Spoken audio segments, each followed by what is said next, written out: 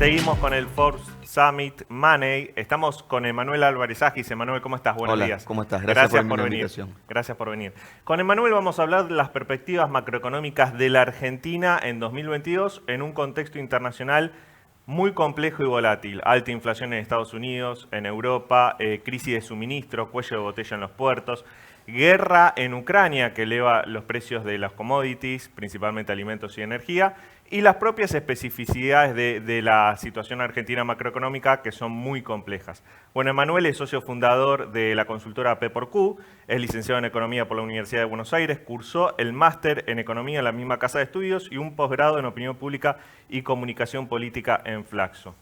Emanuel, en ese contexto internacional que estábamos, la actividad económica argentina, sin embargo, crece. Vos ves el IMAE y ves industria, construcción como principales motores de la economía, turismo en el verano, que le fue muy bien. ¿Por qué, pese a ese crecimiento, la mayoría de la gente no lo siente en sus bolsillos? Bueno, creo que hay una cosa que, digamos, está poco analizada y por ahí ahora que acelera la inflación se empieza a destacar más, que es que volvimos a niveles de actividad que Argentina ya tuvo en el pasado, qué sé yo, estamos en niveles de actividad parecidos a 2018, tal vez parecidos a 2013, pero con un poder adquisitivo, con un salario real mucho más bajo.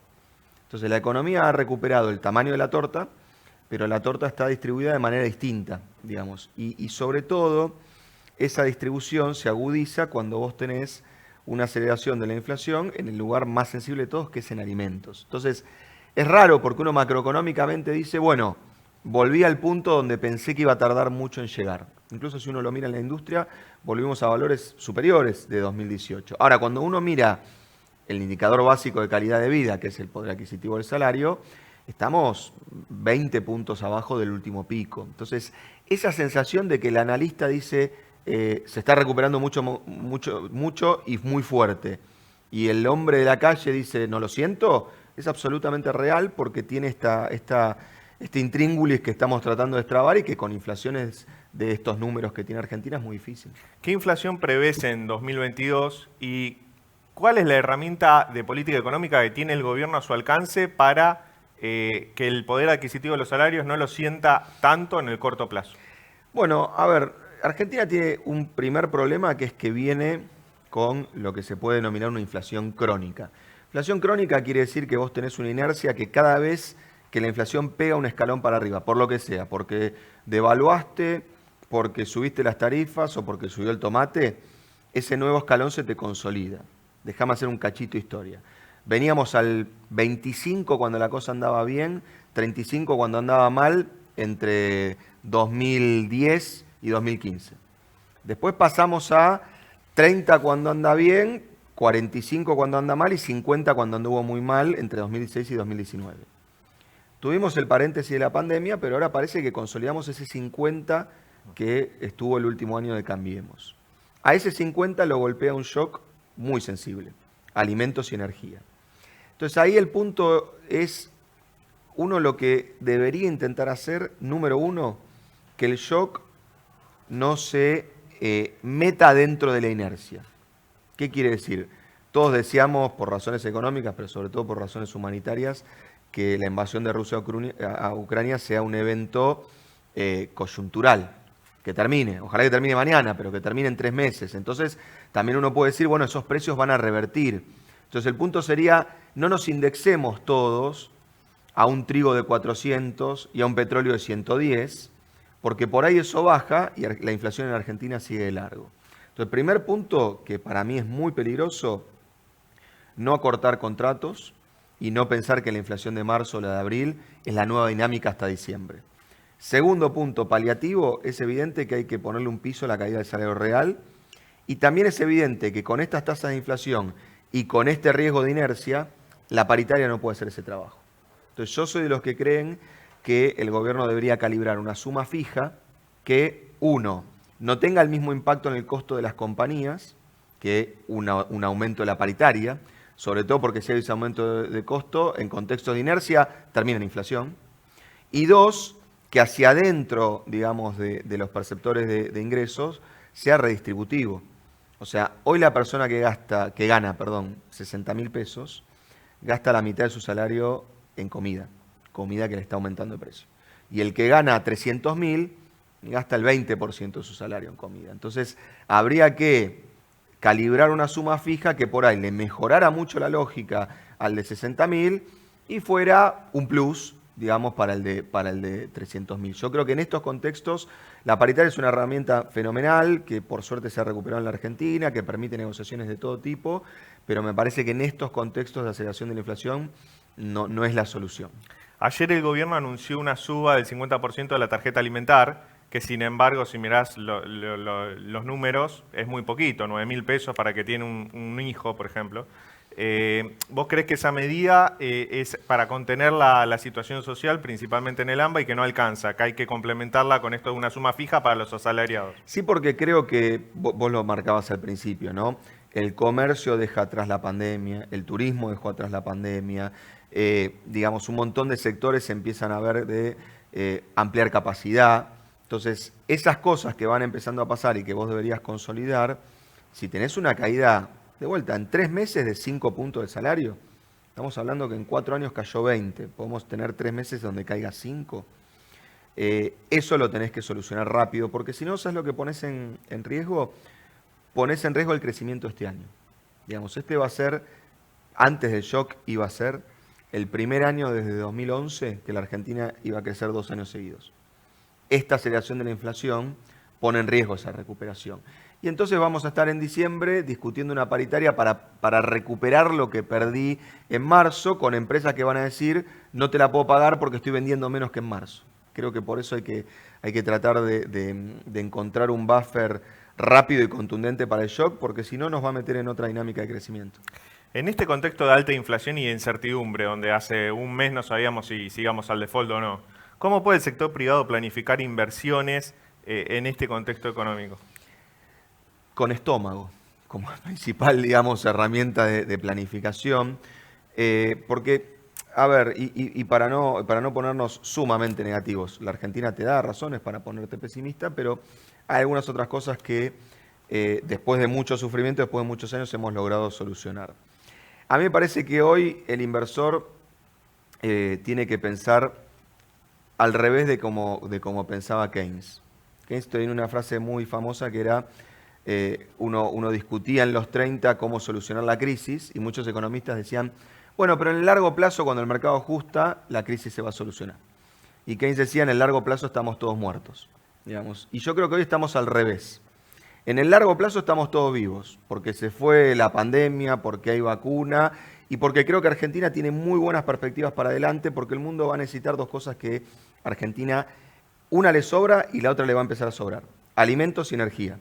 Ahora, el problema es la semana que viene, el trimestre que viene y el año que viene. O sea, el problema de Argentina es que en el corto plazo estamos todos muertos. Si pasamos el corto plazo, yo creo que Argentina tiene una oportunidad como no te hubiese dicho esto hace 4 años. Me parece que la reconfiguración del mundo en algún sentido nos ayuda. ¿El acuerdo con el FMI es un plan de estabilización? ¿Es un vamos viendo? ¿Cómo lo definirías? No, el acuerdo con el FMI es un puente. Digamos, creo que es un puente en el que vos vas, digamos, te dan el puente y al mismo tiempo te dan las herramientas para que vayas construyendo el puente. Por eso uno no lo siente como, bueno, ok, es un giro de 180 grados y la economía sale caminando para otro lado. ¿Por qué pasa eso? Porque yo creo que en esta situación social y en esta situación política es muy difícil encontrar las condiciones económicas y sobre todo de apoyo financiero para que Argentina pueda financiar un giro de 180 grados en materia de plan económico.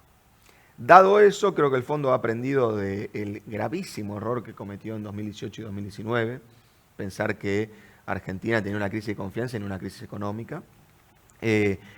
Pensá que el acuerdo es como el espejo invertido del stand-by de 2018. El stand-by de 2018 era shock fiscal y libre flotación. Y el Extending Fund Facility de 2022 es administración del tipo de cambio y gradualismo fiscal. Yo te diría que uno tal vez dice, che, pero vamos más rápido, así de una vez nos sacamos estos problemas de encima y qué sé yo. Para mí el verdadero desafío de Argentina es decir, mira, el plan va en la dirección correcta. A todos nos gustaría que vaya más rápido. A mí lo único que me gustaría es que no cambiemos la dirección. Vamos a tardar más en llegar al lugar a donde queremos llegar, pero si le mostramos a los inversores, a los trabajadores, al mundo, que durante más de un gobierno podemos mantener la misma dirección económica, creo que ese es un cambio que ni el más audaz hoy se anima a pensar para Argentina y creo que es el que Argentina necesita. Ahora, ¿es un puente hasta diciembre de 2023 o hasta el 2026? Es un puente para la semana que viene. O sea, evidentemente, Argentina llegó al acuerdo con el fondo con el menor nivel de reservas en el Banco Central, netas obviamente, desde el 2001. Entonces, este acuerdo, a diferencia de lo que fue 2018, lo que hace es justamente esto, ir construyendo el puente a medida que estás arriba. ¿Qué era el del 2018? Che, te muestro que el fondo te pone un crédito de 50.000 millones de dólares arriba a la mesa y con eso recuperás la confianza. La reputación argentina hizo que cuando lo vimos arriba a la mesa, lo agarramos y dijimos, bueno, veremos qué pasa después. Y eso obviamente llevó la confianza a su nivel más bajo en años. Ahora lo que estás haciendo es decir, pará, yo voy a empezar a recuperar las reservas. ¿Cómo? Mirá, de a poquito voy a hacer esto. Al principio me va a ayudar el fondo, después me va a ayudar el Banco Mundial. Y si yo cumplo, me va a empezar a ayudar el mercado. Pero, insisto, el sendero es dependiente del sendero.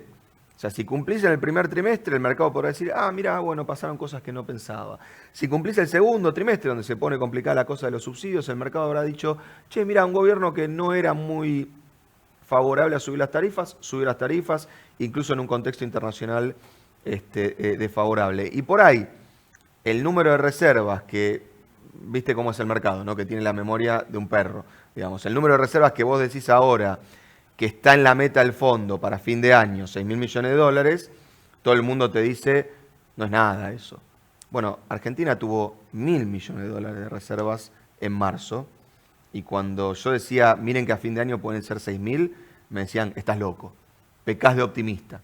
Entonces, lo que digo es, mirar a la Argentina a un año de haber acordado con el fondo, con un déficit fiscal menor y con un mayor nivel de reservas, ya sería una sorpresa que hace 3 meses nadie estaba esperando. Yo prefiero ese paso a paso que tratar de hacer un shock y, bueno, sale mal o sale bien. Estos índices de actividad económica que te comentaba al principio, industria, construcción, turismo, gastronomía, que son los que siempre menciona el ministro Culfas, se fuman ante cada interna o expresión de la interna dentro del gobierno, del frente de todos. ¿Cómo ese internismo y la debilidad del presidente, la debilidad política, afecta o impacta en la macroeconomía? Afecta en esto que te decía yo, que es que en el corto plazo estamos todos muertos. O sea, porque en el corto plazo es muy difícil para una compañía, pero también para un trabajador que quiere planificar sus vacaciones a Mar del Plata, entender cuánto va a salir la luz, ahora cuánto va a salir el gas y si va a haber, a cuánto va a ser el ritmo de evaluación, cuál va a ser la inflación, cuál va a ser la decisión del gobierno sobre paritarias. Y una cosa que parece extraña, pero ocurre, si esta es una Argentina donde es negocio producir bienes durables para el mercado interno o es negocio producir hidrocarburos para exportar. No porque haya una contradicción entre lo uno y lo otro, pero pensá que el gobierno, hago memoria, 3 meses antes de la elección de Alberto Fernández, empezó a trabajar y a comunicar una nueva ley de hidrocarburos. Estamos a 3 años de eso y no hay una nueva ley de hidrocarburos. Que después puede estar mal, bien, ser inocua, o tal vez tal vez lo estamos pifiando y no hay que buscar una ley de hidrocarburos, hay que buscar una ley de energía verde. No importa, lo que digo es que cuando vos le decís a los inversores, che, prepárense porque viene un cambio y un nuevo horizonte para la producción de ley de hidrocarburos, para la producción de hidrocarburos en Argentina, y demorás 3 años, ¿qué hace el inversor? Esperarte 3 años. Conclusión, estamos cortos de gas. Manuel, vos pasaste por la función pública, fuiste viceministro de Economía. Si te llama mañana el presidente y te ofrece el Ministerio de Economía, ¿qué plan le propones para aplicar? Me parece que es al revés. El presidente tendría que escuchar qué pienso yo que hay que hacer para decidir si yo o cualquiera quisiera estar en el Ministerio de Economía. Para ver si tenés respaldo político para hacer eso. Para ver si estamos pensando lo mismo respecto de los problemas que son los más urgentes y sobre todo de las herramientas que hay que usar para solucionarlos. Porque si no, acá parece que el problema de la economía argentina es que el ministro es muy carismático, poco carismático, tiene mucha habilidad política, poca habilidad política, le cae bien a Alberto, le cae mal a Alberto, le cae bien a Cristina, le cae mal a Cristina. Para mí, que pasé por la función pública, lo que estoy seguro es que un gobierno no es un club de amigos. es un lugar donde profesionales, sobre todo de la política, dirimen intereses, digamos, y dirimen intereses con un objetivo común. Número uno, si el objetivo no es común, hay un problema enorme. Si el objetivo es común, pero en vez de dirimir intereses significa devaluamos o no devaluamos, subimos una tasa o no subimos una tasa, subimos las jubilaciones o las bajamos. Si no dirimís eso y estás todo el tiempo, hoy ganó esta facción, hoy ganó esta otra, hoy parece que suben las tarifas, hoy parece que bajan, la economía se paraliza. Entonces, a mí, la verdad, no me importa tanto el quién. Yo no creo que en Argentina haya un problema de profesionalismo de los equipos económicos de los últimos 4 gobiernos. Me parece que hay un problema político de decidir un rumbo y de bancarse a veces las consecuencias de mantener un rumbo. Las consecuencias a veces de mantener un rumbo es perder una elección de medio término, cosa que en Argentina parece una tragedia. ¿Y al presidente qué le dirías que hay que hacer según tu mirada? Yo creo que hay básicamente 2 cosas. Número 1, hay que atacar muy fuerte la brecha cambiaria. Me parece que ese es uno de los principales problemas que traba la economía argentina y sin reservas en el Banco Central no la puedes atacar. O sea que hay que reforzar con cualquier mecanismo que esté a disposición las reservas del Banco Central para ganar credibilidad, porque en Argentina la credibilidad no te la dan los anuncios, no te la dan los programas, te la dan los dólares. Digamos, y eso me parece que es un punto de que si no lo tenés no podés empezar a discutir. Y habiendo solidificado ese ángulo, atacar con todo lo que tengamos a la inflación. Hay que entender el contexto internacional. Un país que viene con la inflación crónica de Argentina no va a poder bajar la inflación este año. Pero lo que tiene que hacer es evitar una aceleración que nos lleve a zonas peligrosas. Me parece que en un contexto de salida de pandemia, una Argentina que venía con una crisis de deuda y con una crisis económica, y ahora una guerra, uno no se puede poner 10 objetivos. Me parece que tiene que ser muy, digamos, consciente de las limitaciones y usar todas las herramientas y todas las energías en 1, 2, máximo 3 objetivos. Yo creo que brecha e inflación deberían ser los principales. Emanuel, muchísimas gracias por participar en el Summit Forbes Money. Muy interesante la charla. Gracias a vos. Hasta luego.